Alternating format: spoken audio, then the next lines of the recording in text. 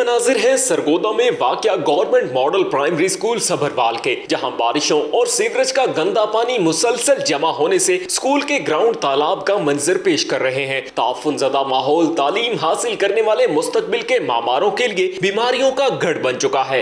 ये हमारे स्कूल में इतना गंदा पानी, हमारी क्लासों में बदबू जाती है। हमारे स्कूल में बहुत गंदा पानी है, उसकी वजह से बहुत स्मेल आती है और हम पढ़ नहीं सकते। गंदे पानी से उठती बदबू ने बच्चों का सांस लेना भी दोभर कर दिया है, जबकि मुख्तलिफ बीमारियों के साथ ग्राउंड की सहूलत ना होने से बच्चे तफरीही सरगर्मियों से भी महरूम हैं। वालिदैन और उस्ताज़ा कहते हैं कि मुतअद्दिद दरखास्तों के बावजूद किसी इदारे ने मसले पर कान नहीं धरे। मैं गवर्नमेंट से अपील करता हूँ, ये काफ़ी अरसे से यहाँ सीवरेज का जो निज़ाम है वो सही तरीके से नहीं है। इंतहाई पानी है कि ना बच्चों की खेलने की जगह है और दिन ब दिन बीमार होते हैं।